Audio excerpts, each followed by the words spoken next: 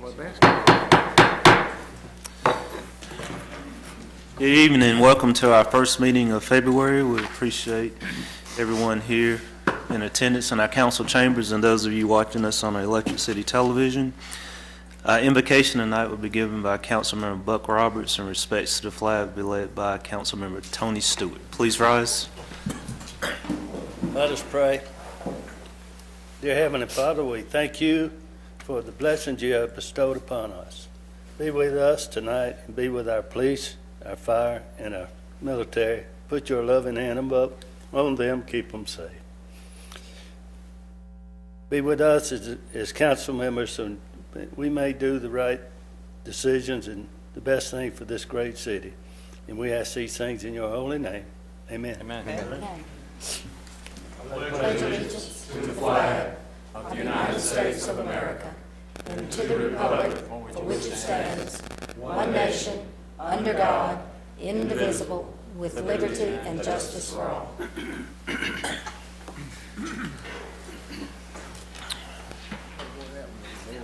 Before we start our business meeting tonight, we have a couple of police items. We have special recognitions and we have swearing-in ceremony. At this time, I turn it over to Chief Stewart.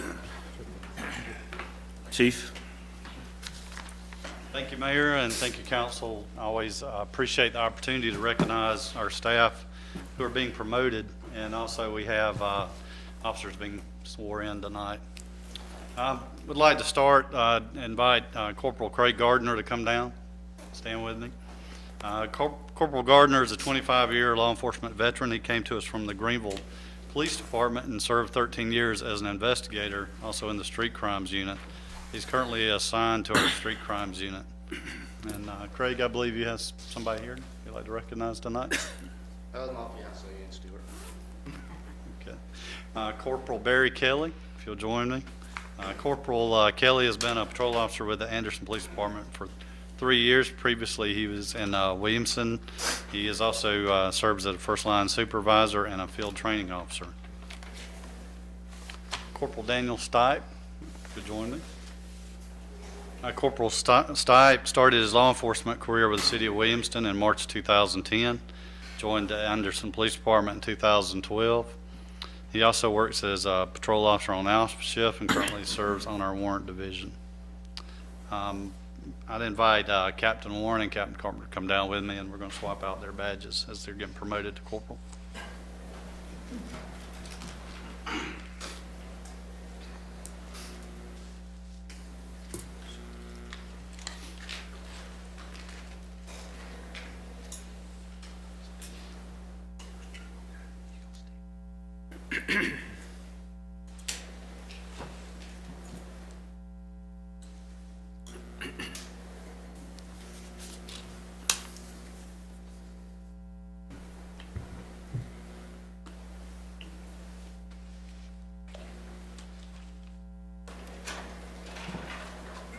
As well, we have promotions for our detention center. I'm going to invite these gentlemen to come down to the stage also. Corporal Clayton Bethea. Clayton's been a detention officer with the City of Anderson since December of 2013. He's currently a member of our Special Operations Group and serves as a field training officer in detention. Corporal Bethea, I think you have somebody here. Yes, my wife's there. Thank you. Corporal Mike Najjar. Mike is a retiree from the South Carolina Department of Corrections, where he served for 27 years. He also works in the detention center staff since July of 2011 and is currently the inmate work supervisor over city trustees. Mike, you have someone here you'd like to recognize? Yes, my wife, Teresa. Thank you. Corporal Cheryl Peduzzi. Cheryl's been an officer with the City of Anderson since 2011. Prior to that, she was employed with the South Carolina Department of Corrections as a supervisor for the South Carolina Braille Production Center. She currently serves as our front booking officer. Corporal Robiet Vazquez. Corporal Vazquez was born in Cuba and joined the detention center 5 years ago. He currently serves as a member on our day shift on Team 5. His primary operations are federal jail and the transportation for the U.S. Marshal Service for our federal detention center. He was the 2014 Detention Officer of the Year, serves as a FTO, and also is our first-line certified officer in first-line supervision. Okay, gentlemen, you're all being sworn in as corporals. Raise your right hand. Okay, repeat after me. I Corporal Barry Kelley. I, Corporal Gardner. I, Corporal Daniel Stipe. I, Corporal Clayton Bethea. I, Corporal Najjar. I, Corporal Cheryl Peduzzi. I, Corporal Vazquez. As an officer of the City of Anderson, As an officer of the City of Anderson, will equally, fairly, and impartially, will equally, fairly, and impartially, to the best of my ability and skill, to the best of my ability and skill, exercise the trust reposed in me, exercise the trust imposed in me, and will use my best endeavors and use my best endeavors to preserve the peace to preserve the peace and carry into effect, and carry into effect, according to law, according to law, for the purpose I have been elected. for the purpose I have been elected. So help me God. So help me God. Congratulations.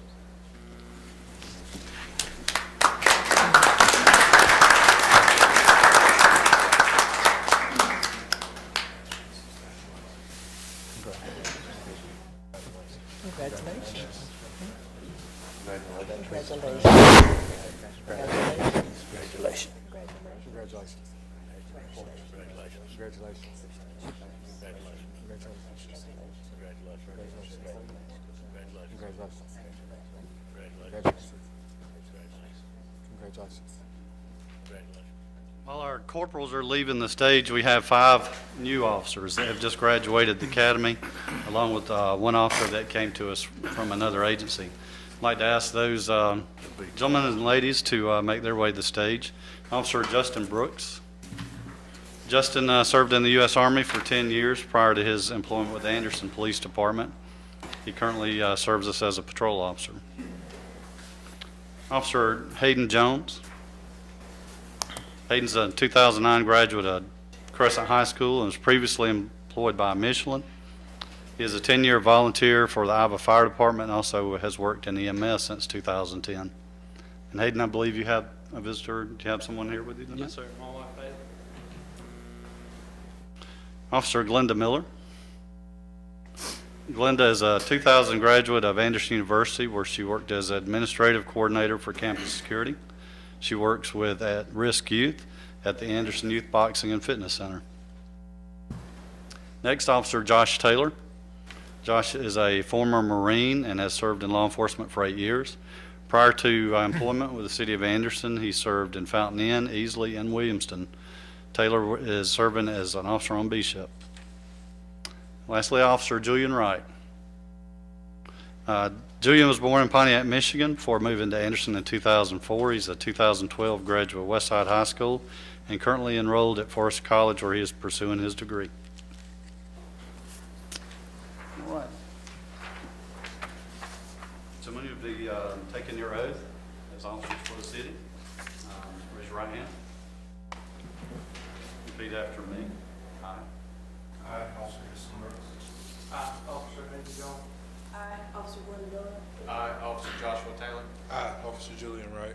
As an officer of the City of Anderson, As an officer of the City of Anderson, will equally, fairly, and impartially, will equally, fairly, and impartially, to the best of my ability and skill, to the best of my ability and skill, exercise the trust reposed in me, exercise the trust reposed in me, and will use my best endeavors will use my best endeavors to preserve the peace to preserve the peace and carry into effect, and carry into effect, according to law, according to law, the purpose for which I've been elected. the purpose for which I've been elected. So help me God. So help me God. Congratulations.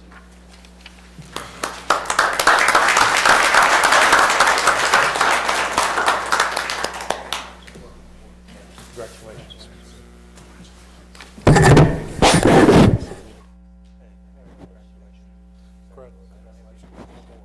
Welcome on board. Congratulations. Congratulations. Welcome. Congratulations.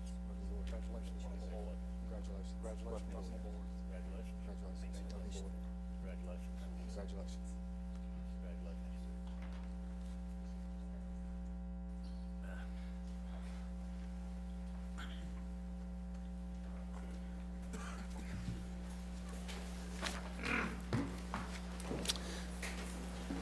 The minutes of our January 25th meeting have been distributed. Are there any corrections or additions to the minutes?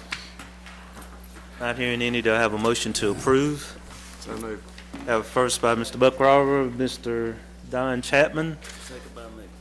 second by Buck Roberts. All those in favor say aye. Aye. Opposed?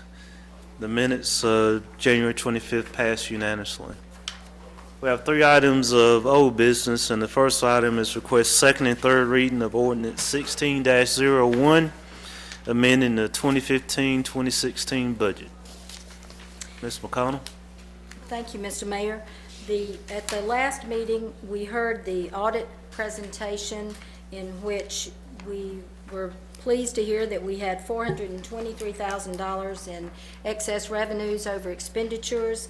This allowed you the opportunity to amend the budget for 2 new items, one being your housing demolition program, $100,000 being allocated to that, and also $100,000 being allocated to the economic development incentives or the business assistance program. In addition to that, you previously had approved the contract with the Public Defender's Office in the amount of $30,380. Those make up the items that you discussed at the last meeting, and also this was taken before the Finance Committee toward the end of the year, so everyone has had an opportunity to hear those amendments and what those would be, and the rest of that is simply making the transfers from the prior year funds to those designated line items in your budget. We've had no additional questions arise or any comments in regard to these particular amendments. Thank you. Any comments from council, any additional questions that you might have? Make a motion that we approve it on second reading. First by Mr. Stewart, Second. second by Mr. John Roberts. Discussion? All those in favor say aye. Aye. Opposed? No. It passes 8-1. Make a motion that we approve it on third and final reading. First by Mr. Stewart, second by Dr. Thompson. All those in favor say aye. Aye. Opposed? No. It passes on the third reading 8-1. Our second item of old business was a request to have the second and third reading of Ordinance 1602 to revise the Planned Development District, a PDD document for Tract B of the Mayfield located off Harriett Circle. I understand that Mr. Brewer has contacted our administrative team, and Mr. Brewer is the developer, and he's asked that we postpone this request until another future date. Yes, sir. We'll just continue this to a future meeting at his request if there are no objections. Hearing none, we'll move on to item number 3, and that is request second and third reading of Ordinance 1603, establishing an Economic Development Business Assistance Program. Ms. McConnell? At the last meeting, and certainly with the amending of the budget in the prior item, we discussed the establishment of an Economic Development Business Assistance Program. And as you will remember, the program consists of 6 different new program elements, 2 of which are specifically designed to assist businesses downtown, and the other 4 are for citywide properties and businesses. A couple of things to remind you about that we talked about last time. Certainly the staff will track any of these grants or that you choose to bestow upon the applicants. And a couple of things that we really think you need to be reminded of is that in these grants, if it's a grant that says that we will grant up to $5,000, it doesn't mean that you're going to grant $5,000 to an individual or an individual applicant. It also, if we say that in the case of an historic building maintenance program, that we would award up to 50% of the total cost, we obviously want to be able to benefit as many applicants as we can, so the important phrase in there is up to 50% or up to $5,000, whatever those particular thresholds are. So I think it's important that we're not only dealing or trying to address needs that we've heard from businesses, business owners, and property owners, not just in the downtown, but certainly citywide. Again, the funding, $100,000 will provide the seed money for this program. It will be administered through our Economic Development Office. Arlene Young is with us tonight and can address any particular questions that you have.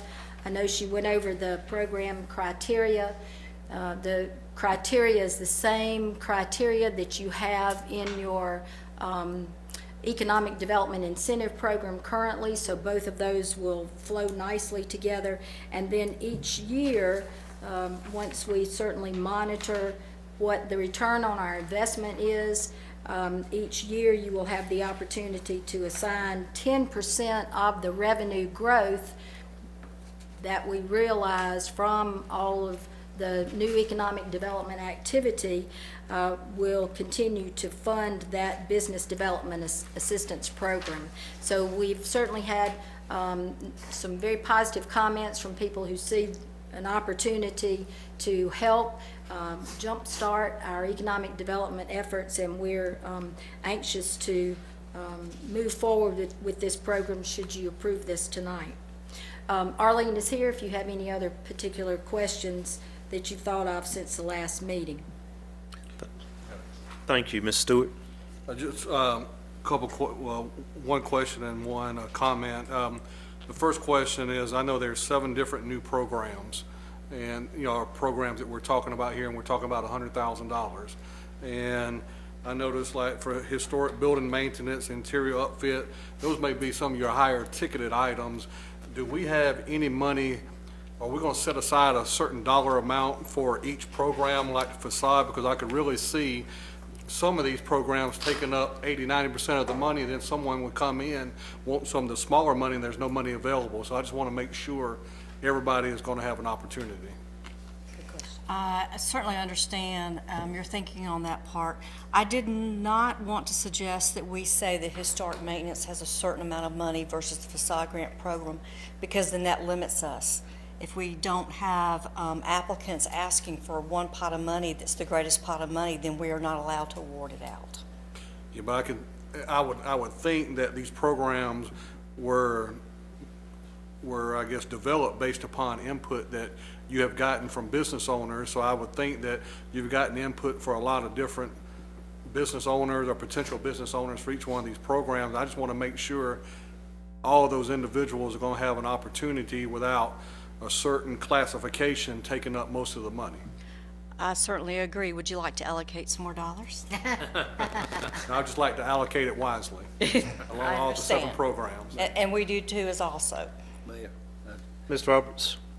Arlene, how much money do we have left out of the sale of the building down next to the park, Wren Park? You sold that building for $175,000. You allocated $50,000 to our downtown challenge. So we got 100. You have $125,000 left.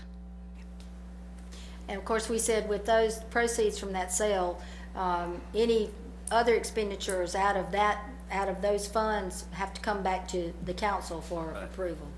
And then the comment that I have, I just really want to make sure, because I don't see any reason why it won't get approved tonight, but once it's approved, we have neighborhood meetings coming up, and I know there's local businesses in the community who may not be watching us on TV, who don't take newspaper. Really want to make sure that those businesses are able to know what's out there, so they will have an opportunity to help with those neighborhood businesses as well. Yes, I agree, and Erica Kraft and I have already discussed that. Thank you. And that will be kind of one of the next steps, is really developing that marketing program and making sure that it's not just available on TV or just on our website, but neighborhood meetings and other things as well. So thank you. Ms. Chapman? The program itself, is it is there going to be a committee that is going to review, or is it just going to be one person reviewing who gets what is, or what is the? It's the economic Process. development staff. Any request 10,000 or higher has to come to you. And we have that selection criteria, as you remember, that's the same one that we use for evaluating our applicants for the Economic Development Incentive Program. Okay, but the economic development staff will determine if one above $10,000 is worthy to bring to us, or will No, it'll all of them will to- come back to you if they're 10,000 or more. And I guess lastly, I think I mentioned it last time as well, because certainly a historic maintenance project could easily take the entire budget, not. And as Gleynnda mentioned earlier, the key is up to. Up to. I realize, but I'm just saying, I agree that I think it can take a big bite out of the pie. I think at the last meeting, I think, Buck, you said that a roof could be high, and so, and I think that's where we limit ourselves in saying up to, because we want to make sure that the program is funded through a lot of different things. Anything else, Mr. Harbin? Mayor, thanks. I'd just like to commend the staff of thinking sort of outside the box and coming up with some ways in economic development to spur some of that along. And I'm not sure which one's going to work better, or if there's one, or there's 7 different areas. And with that, I'd like to make a recommendation to be approved on first reading. First by Mr. Harbin, Second. second by Mr. Roberts. Second reading. Yep. Second reading, sorry. Further discussion on second reading? All those in favor say aye. Aye. Opposed? That passes unanimously on the second reading. Move that we accept it on third and final reading. First by Dr. Thompson, second by Mr. Buck Roberts. All those in favor say aye. Aye. Opposed? It passes unanimously on the third and final reading. Thank you, Ms. Young. Thank you. Appreciate it. While that's passing around, we are going to change our executive session to now, because it relates to the other 3 items that we will talk about when we come out of executive session. So at this time, I'd entertain a motion to go into executive session. So moved. First by Mr. Stewart, second by Mr. Lockridge. All those in favor say aye. Aye. Opposed? We now stay in executive session.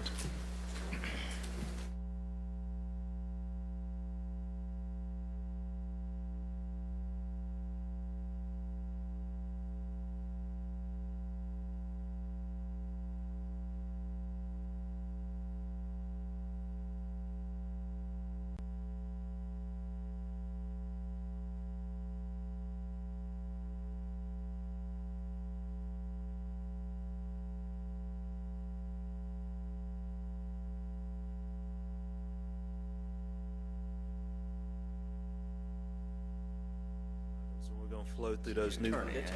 City attorney, what'd I say? Business. City judge. Lee's got us on now. Our first item of new business requests consideration of an ordinance amending Chapter 58, Section 58.2 of the Anderson City Code, providing for the qualifications of the municipal judge. Ms. McConnell? Thank you, Mr. Mayor. Previously, the council amended your city code to allow temporary additional judicial support. We did that. We appointed 2 judges as assistant judges that are non-lawyers, and that has been of benefit to us. What we are recommending is that we eliminate the section from the code that says that this was a temporary provision to allow that additional judicial support, and also that in the future that you may appoint municipal judges that are non-attorneys whereas your current statute requires that they be attorneys. So what this means, if you make this change, is that in the future, you can appoint attorneys or you can appoint non-attorneys as your municipal judge, and that gives you greater flexibility for the future. It also accurately reflects how we're currently operating and removes that temporary capacity. In addition, it would these particular positions as municipal judges, being non-lawyers or lawyers, they conduct bond hearings, they issue warrants, they'll also be able to handle bench warrants too. We think that's another positive move in your court system to continue to be efficient and to be addressing the needs of our citizens. The Public Safety Committee reviewed this amendment to your code and recommends also that this ordinance be amended as we stated. Thank you, appreciate it. Comments, questions? I make a motion that we amend Chapter 58, Section 58-2 of the City Code, providing for the qualifications of municipal judge. First by Mr. Stewart, Second. second by Mr. Buck Roberts, Mr. Don Chapman. Any further discussion? All those in favor say aye. Aye. Opposed? It passes unanimously on the first reading. The next item is request consideration of appointment of a ministerial recorder for the municipal court. Ms. McConnell? To refresh our memories about your court system and the personnel in place, Josh Allen, Richard Thompson, and Robert King currently serve in the assistant municipal judge capacity for our municipal court.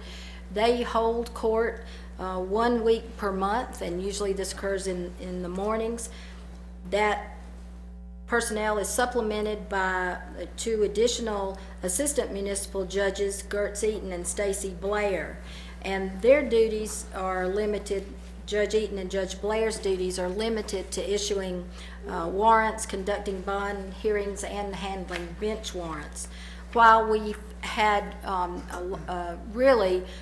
this system has served us well, having 6 judges in place, supplemented by Matt Lawless, who serves in that capacity every other weekend. We'd like to do one additional thing as an additional safeguard in the event that during the day it's not in the mornings when Stacy Blair is here or something occurs in the afternoons. Excuse me, I got that backwards. When Judge Eaton is here in the mornings or Stacy Blair is here in the afternoons, or perhaps we can't get in touch with the other 3 judges, then we would suggest that Spoon Huggins be appointed as a ministerial recorder. We have learned from the city of Greer in their municipal court, they have done the same thing. It's been in place for a number of years. It only occurs on an emergency or an extenuating circumstance basis, so it would be one more way to kind of have a safety net in place so that we have judges available to conduct whatever these types of bond hearings or warrants that would come along. Spoon is already on your an existing employee, so there are no additional dollars involved, no additional funding involved in this, and your Public Safety Committee has recommended that we move forward with this appointment.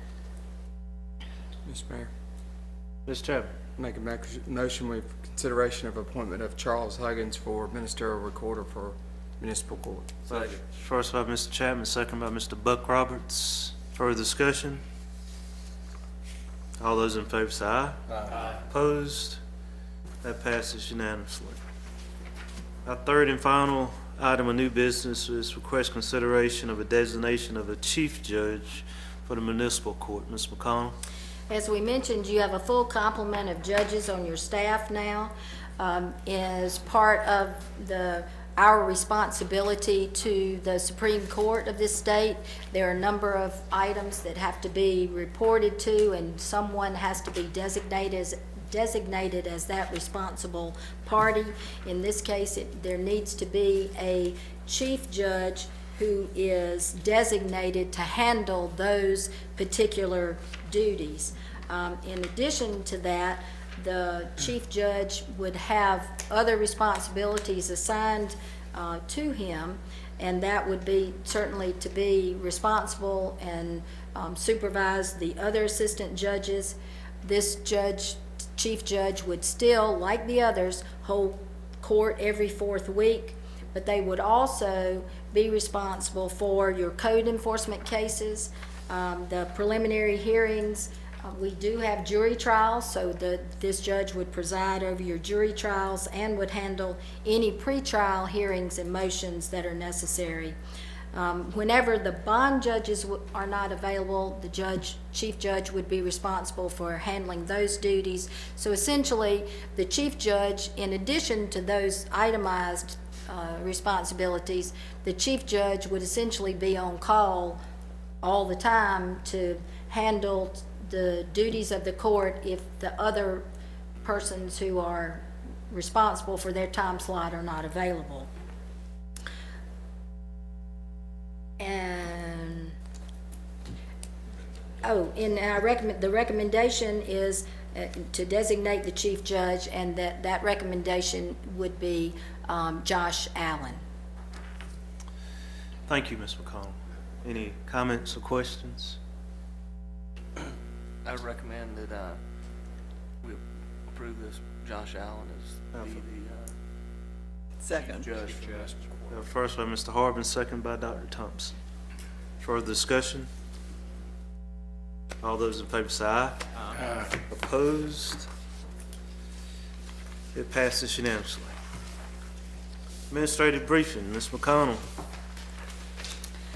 Your February calendar, we have the Anderson County Municipal Association meeting in Pelzer on Thursday. That's at 7 p.m. And if you plan to go, please let Brandy or Rachel or me know about that. And then on Friday the 19th, we have the City Council retreat. That's from 9 a.m. to 3 p.m. We will be at the Madron Center. And we have a exciting day planned for you that day, where we'll talk about laying out our plan for 2016. You have some community meetings on the calendar. Tuesday the 16th, the Westside Community Coalition at Dr. Thompson's Westside Community Center at 4 p.m. Thursday the 18th, the Southeast Anderson Task Force at 5:30 at the Hannah Westside Career Campus. And then on the 25th, the Concerned Citizens of the East Side at 5 p.m. at Hope Baptist Church. That's all we have, Mr. Mayor. Thank you. I got one. Mr. Harbin. I just want to take a quick second. Mr. Huggins is here. Thank him for his job that he's done, the improvements to our court system. New business we had today, and helping improve everything for the citizens. And I just appreciate it. Appreciate it. Thank you. Anything else? Matt up for reelection? Entertain a I motion just to saw the notice, the mayor's gonna be jumping in the polar bear plunge this Saturday, so if y'all wanna come see him shiver, you know, it's this Saturday. I don't know where's that, Lake Hartwell, where's it gonna be at? Somewhere at Lake Corporal. Take a motion to adjourn. First by Mr. Stewart.